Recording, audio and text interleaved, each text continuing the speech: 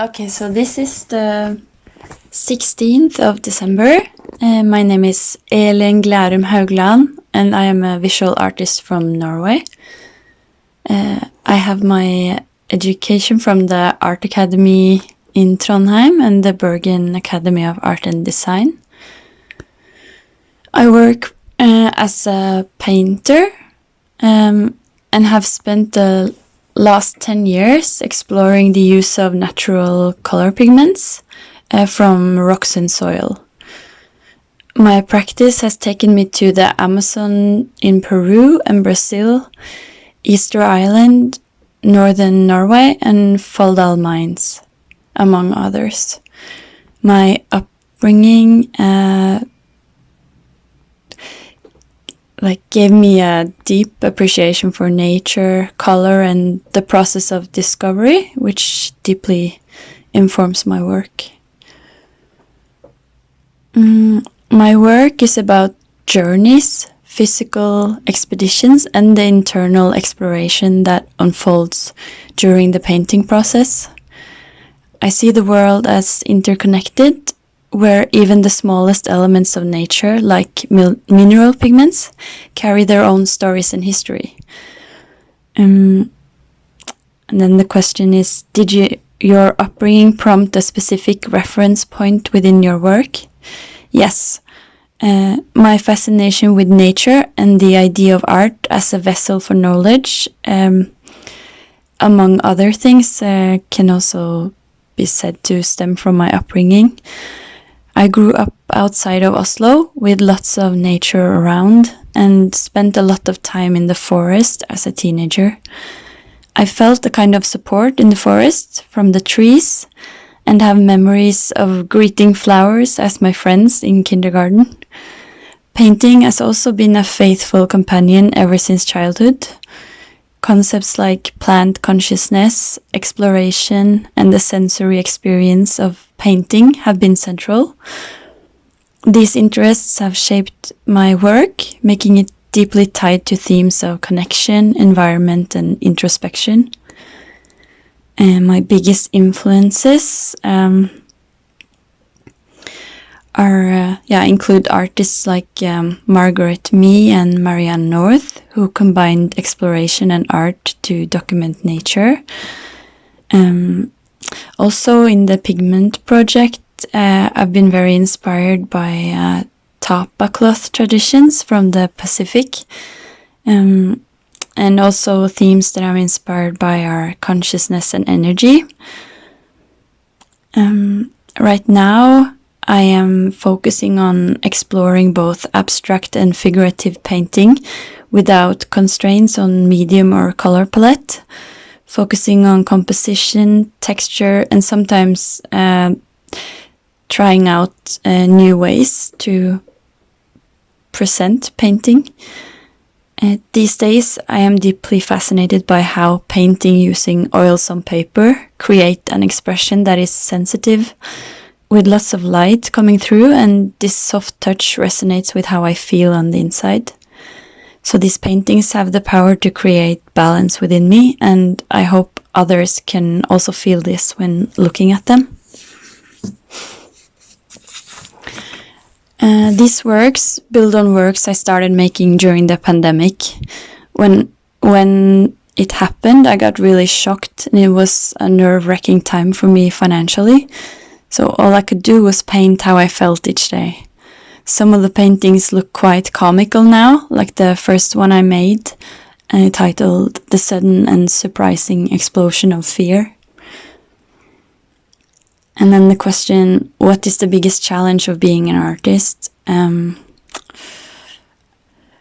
think it's like both a blessing and a curse, because it feels impossible for me to live without painting.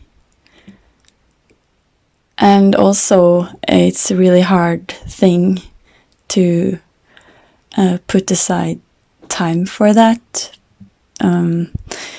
So maintaining motivation and navigating periods of burnout while balancing creative freedom and financial stability are big challenges. So I guess I'm all the time trying to find a good balance. I think, what advice would you give to your younger self? I think the advice I would give myself are financial ones.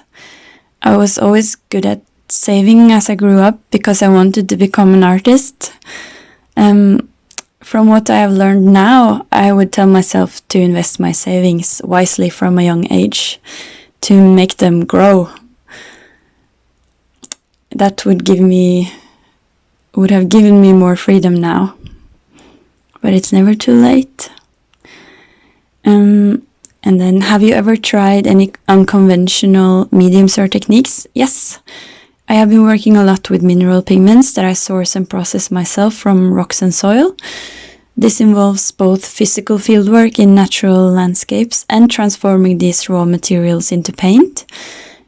It's a very tactile approach and makes me feel close to nature. Do you listen to music or have any other type of background noise while you work, or do you prefer complete silence? I listen to music, podcasts, or I sing, for example, mantras. Mantras slow down my thoughts and overthinking and help me with being present in the moment. The best reaction someone has had to my work was in 2022. I showed a solo exhibition in a small place in Norway.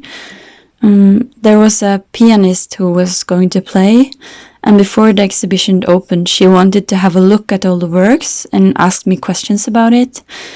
At the opening, she improvised her playing and based it on the works, like all the impressions she had gotten, and also based on what I had told her. And it was the most beautiful, touching music I've ever heard.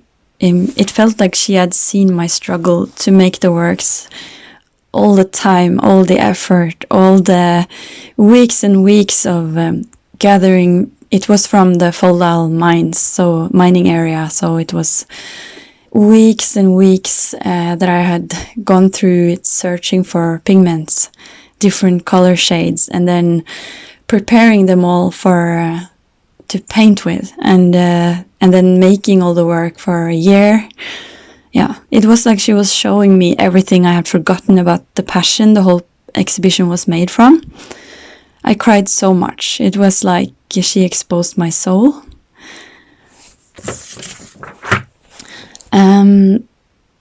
So what do you hope people take away from your artwork? I hope my work inspires a sense of connection, whether to nature, to their own consciousness, or to a feeling of energy and presence.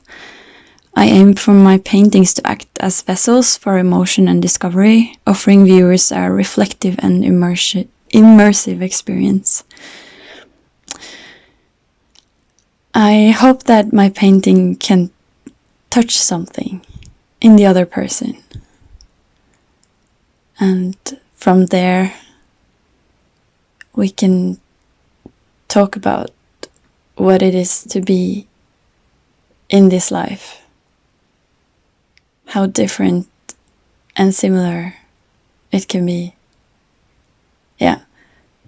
I'm really interested in perspectives. Changing perspective, going into others' perspective.